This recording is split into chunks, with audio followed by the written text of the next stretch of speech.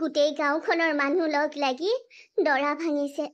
চাচোন চা মাজনী, এই গাঁৱৰ মানুহে আমাক অলপ ঘৃণা কৰে নে বাৰু?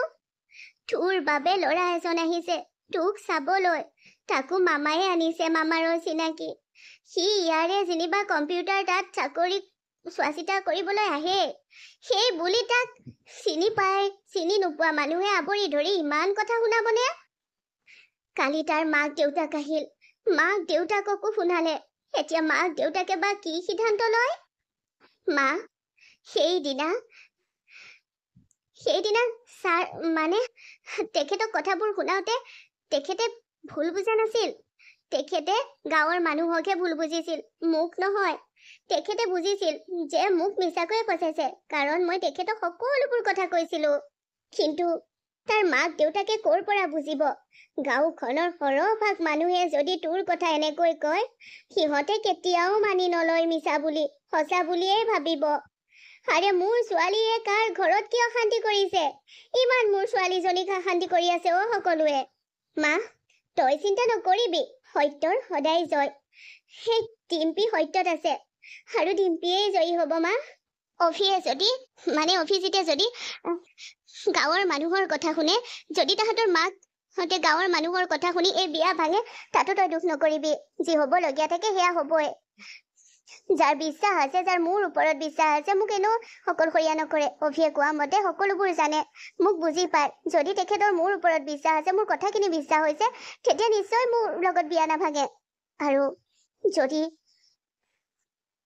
তেখেতো একেই অন্য মানুহবোৰৰ দৰে, তেতিয়া এনেও আঁতৰি যাব মোৰ জীৱনৰ পৰা। আজি অভিয়ে ফোন কৰিলে নে নাই? নাই কৰা। মামায়ে ফোন কৰিছিল, কৈছে যদি সিহঁতৰ কোনো আপত্তি নাথাকে তেন্তে বিয়াখন অহা মাহতে হ'ব। অহা মাহত? বলিয়া হৈছে নেকি মামাহঁত? মই অহা মাহত বিয়া হ'ম নেকি? নাই মা, মই এতিয়াই বিয়াত নবহো। বিয়াখন ফিক্স কৰি থোৱাৰ কথাহে কৈছিলো মই। এতিয়াই মই বিয়াত নবহো। অহা মাহত? ইমান সহজ নহয় আমাৰ বাবে। আমাৰ কি আত্মসন্মান নাই? সকলোবোৰ টকা পইচা সিহঁতেই খৰচ কৰিব। বিয়াখনত কি আমি একো খৰচ নকৰিম নেকি? নহ'ব। বিয়া আজিয়েই হ'ব। ভাইটি, মামা, এইবোৰ তুমি কি কৈছা? আৰু তুমি এতিয়াই ৰাতিপুৱাই আমাৰ ঘৰত? ডিম্পী, মই মোৰ বাইদেউৰ ঘৰলৈ যেতিয়া মন যায় তেতিয়া আহিব পাৰো। আহিব পাৰা, তোমাক আহিবনো কোনে মানা কৰে? তুমিহে নাহা। মামা কোৱাচোন, গাঁৱৰ মানুহে কোৱাখিনিৰ বাবে সিহঁতৰ কি কোনো আপত্তি নাই নেকি? আজি ৰাতিপুৱাৰ পৰা অভিজিতে মোলৈ ফোনো কৰা নাই। ফোন কিয় কৰিব? একেবাৰে তোক নিবলৈ আহিব। এয়া তোক ছাৰপ্ৰাইজ দিব ওলাইছে। কি? কেনেকৈ ভাইটি? এনেকৈ তাইক মই দিওঁ বুলিলে দি দিব নোৱাৰো নহয়। আৰু এখেতো নাই। বাদ দে তোৰ এখেতলৈ। তেওঁ যদি নিজৰ জীয়েকৰ প্ৰতি মৰম দয়া থাকিলহেঁতেন, তেন্তে জীয়েকৰ হৈ ভাল চিন্তাবোৰ কৰিলেহেঁতেন। দেউতাই মোৰ হৈ একো বেয়া চিন্তা নকৰে মামা। সেইবোৰ চব কথা পিছলৈ থ। এতিয়া কথা হ'ল, তেখেতসকলে কৈছে গাঁৱৰ মানুহৰ লাঞ্ছনা সহ্য কৰি আৰু ডিম্পীত থাকিব নালাগে। আজিয়েই বিয়া হ'ব। বিয়াৰ একো জাকজমকতা নহয়। তেখেতসকলে এসাঁজ ভাত খাব, জোৰোণমণি পিন্ধাব, লৈ যাব। ৰাতিলৈ তাত মন্দিৰত বিয়া পাতিবগৈ। আৰু ৰিচিপশ্যন বিয়াৰ পিছত হ'ব তাহাঁতৰ তাত। ইয়াত তহঁতে আঠমঙলাৰ দিনা গোটাই দিবি। এনেকৈ ছোৱালীজনী পঠিয়াই দিব নোৱাৰি নহয় ভাইটি। আমাৰোতো আত্মসন্মানৰ কথা আছে। ছোৱালীজনী তুলি তালি ডাঙৰ কৰি লগত একো আপত্তি নিদিয়াকৈ আমি পঠিয়াই দিব নোৱাৰো। সেই বিয়া আজি নহয়। আৰে বাইদেউ, তই চিন্তা কৰিছ কিয়? তাই বেডৰুমৰ প্ৰয়োজনীয় বস্তুকেইটা মই দিম, বাকীখিনি পিছত তহঁতে লাহে লাহে দি থাকিবি। নহয় ভাইটি, নহয়।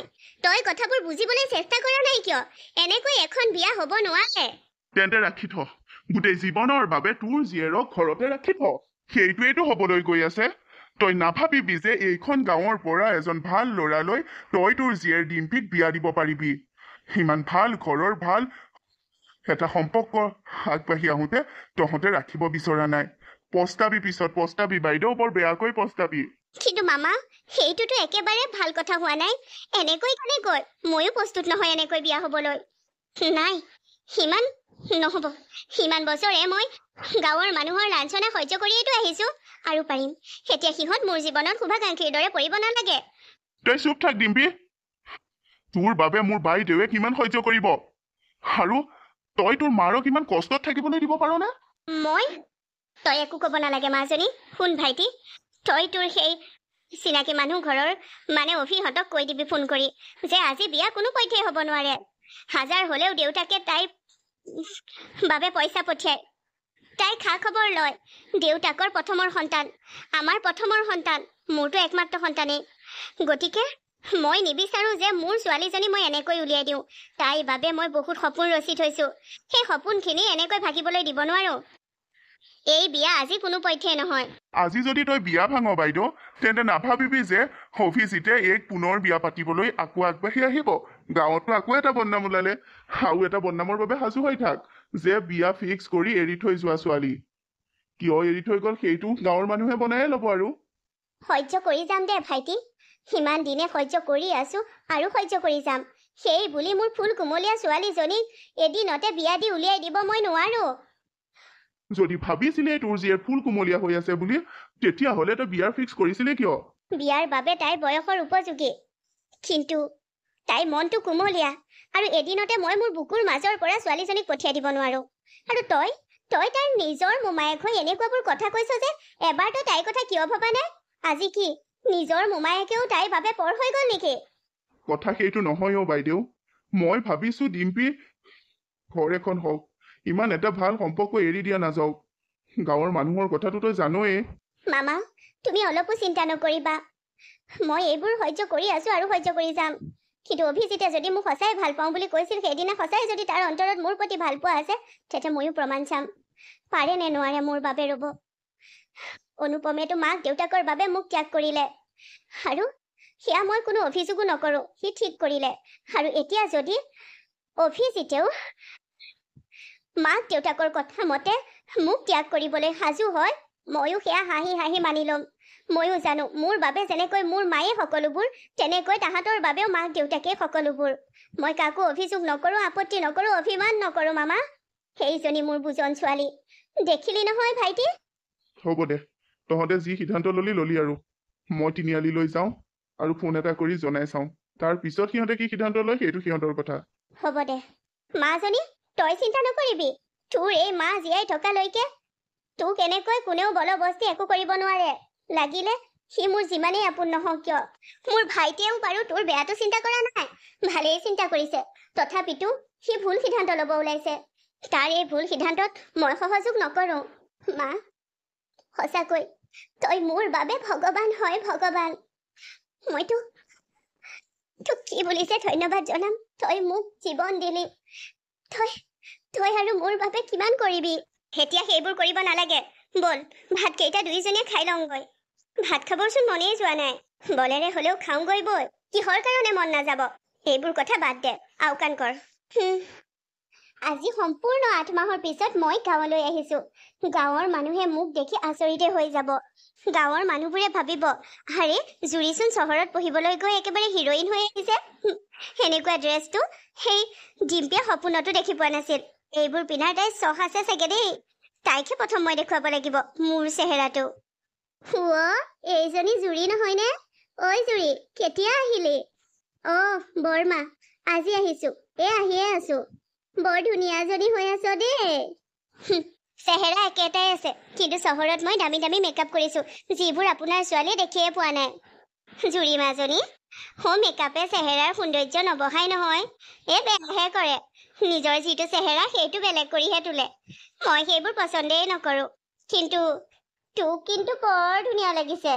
আপুনি এনেকৈ নকৈনো ক'ব কি? আপোনাৰ জীয়েকৰ এইবোৰ পিন্ধা ড্ৰেছ, মোৰ নিচিনা ড্ৰেছ পিন্ধা বা মেকআপ কৰাৰ অকাদেই নাই। নিজৰ অকাদত থাকিব, এইবোৰলৈ মুখ নেমেলিব। আৰু আপোনাৰ জীয়েকক আগৰ দৰেই দুষ্টাৰ্লি কৰিবলৈ এৰি দিছে নে এতিয়া ঠিকেই আছে? মোৰ খবৰ ৰখাৰ বাবে অশেষ ধন্যবাদ তোক জুৰি। তোৰ ইমান ব্যস্ততাৰ জীৱনত মোৰ খবৰ ল'বলৈ যে সময় পালি। ৰিয়েলি? মই তোৰ খবৰ ল'ব অহা নাই কিয় ডিম্পী? নাভাবিবি, তোৰ নিচিনা চৰিত্ৰহীনা এজনী দুষ্ট ছোৱালী মই ফ্ৰেণ্ডশ্বিপ ৰাখিম, আৰু তোৰ নিচিনা এজনী ছোৱালীৰ মই খবৰ ৰাখিম। ধন্যবাদ। তোৰ এইখন মুখ, যিখন মুখে এটা সময়ত মোক বৰ ভাল পাওঁ, তই মোৰ বেষ্ট ফ্ৰেণ্ড বুলি কৈছিলি, সেই একেখন মুখে আজি মোক চৰিত্ৰহীনা বুলি ক'লি। আৰু এইখন মুখে এদিন তই মোক কৈছিলি যে গাঁৱৰ মানুহে হাজাৰ দুষ্ট বা চৰিত্ৰহীনা বুলি ক'লেও তই কেনেকুৱা সেয়া আমি জানো ডিম্পী। গতিকে তই চিন্তা নকৰিবি, আমি তোৰ লগত আছো। সেনেকৈ তই, নিহাৰিকা আৰু অনুপম গোটেই কেইটাই কৈছিলি কিন্তু সময়ৰ সোঁতত তহঁতৰ ভাৱধাৰাও সলনি হ'ল তহঁতৰ কথাবোৰো সলনি হ'ল যা তই আজি দেহৰ আধা অংশ ওলোৱাকৈ সাজ পিন্ধি আহিছ কিন্তু তোক কওঁতা কোনো নাই আজি মই যদি পিন্ধো মোক কওঁতা আছে তহঁতৰ এয়া কপাল যে তহঁতে হাজাৰ বেয়া কৰিলেও কোনেও তহঁতৰ বেয়া এটা নকয় কিন্তু মোৰো এখন কপাল চাচোন ইমান ভাল মই একো নকৰিলেও গোটেই গাঁৱৰ মানুহে মোৰ বদনাম উলিওৱা মোৰ চৰিত্ৰত ধৰি কথা কোৱা আৰম্ভ কৰি দিয়ে বাদ দে তোৰ লগত লেকচাৰ দি থাকিবলৈ মোৰ একেবাৰে টাইম নাই অনুপমে হ'বলা তোক ঠগিলে ক'ৰ পৰানো অনুপম তোৰ লাইফত থাকিব অনুপমৰ নিচিনা ইমান সৎ চৰিত্ৰৰ এটা ল'ৰা তোৰ নিচিনা অসৎ চৰিত্ৰ এজনী ছোৱালীৰ লগত কিয় ৰিলেশ্যনত থাকিব বাবা জুৰি তই কিন্তু এনেকৈ সলনি হবি বুলি মই ভবা নাছিলো তহঁতৰ ৰংবোৰ বদলি হোৱা দেখি মোৰ ভাল লাগিছে কিন্তু এতিয়াও মই তহঁতৰ বেয়া নিবিচাৰো তহঁত আগবাঢ়ি যা পিছে তোক নতুন ফ্ৰেণ্ড কেইজনীৰ পৰা তই কেৱল পইচা খাৱ নে তইও সিহঁতক কিবা খোৱা শুনিছো MLA জীয়েকৰ লগত তোৰ বহুত ঘনিষ্ঠ আজিকালি তাৰ মানে তই গাঁৱত থাকি চহৰত মই কি কৰিছো তাৰ খবৰ ৰাখি থাক ৰাখো কাৰণ তহঁতক মই আজিও মোৰ বেষ্ট ফ্ৰেণ্ড বুলিয়ে ভাবো হ'ব দে সেইবোৰৰ মহত্ব তহঁতে কি বুজিবি যা সুখে থাক সদায় আমিতো অলৱেজ হেপি থাকিম তোৰহে আৰু মাজনী হ'ব মা তই কি ক'ব বিচাৰিছ মই বুজিছো এইবোৰ এতিয়া বাদ দে শুন অভি আহিব আমাৰ ঘৰলৈ মানে অভিজিত মই তোক তাকে খবৰ দিবলৈহে আহিছিলো তই বৰমাহঁতৰ ঘৰলৈ গৈছ বুলি গম পাই কিন্তু ৰাস্তাতে পালো ভালেই হ'ল অভি তাৰ মানে সি তোলৈ ফোন কৰিছে মই মেছেজ দিছিলো এইবোৰ কি এনেকৈ বিয়া হ'ব পাৰি নি কাৰোবাৰ মই বিয়া নহওঁ এনেকৈ তেতিয়া মোলৈ ফোন কৰিলে আৰু ফোন কৰি কৈছে আৰে মাহঁতে বিচাৰিছিল হ'ব দিয়া তোমাক মই ভাল পাওঁ যেতিয়া তোমাৰ বাবে ৱেইট কৰিব পাৰিম মই ৰৈ দিম তোমাৰ বাবে এইদৰে কৈছে হাই ঐ দেহি বৰ ভাল ল'ৰা কিন্তু আৰু এটা কথা কৈছে কি কথা অভিজিতে কৈছে আমাৰ বিয়া আজি নহয় ঠিকে কিন্তু আজিতকৈ এমাহৰ পিছত হ'ব এমাহৰ পিছত বিয়া পাতিবই বোলে এমাহতে আমাৰ ইমানবোৰ যা যোগাৰ হ'ব জানো মা হ'ব এমাহ বহুত দীঘলীয়া সময় এমাহত সকলো যা যোগাৰ হ'ব ইমান ভাল ল'ৰা এটাৰ হাতৰ মুঠিৰ পৰা এৰি দিব নোৱাৰি ইমানবোৰ গাঁৱৰ মানুহে কৰা কথা শুনিও সিহঁত আগবাঢ়ি আহিছে তোক বিয়া পাতিবলৈ হওক দে ঠিক আছে মা তই যি ভাল দেখ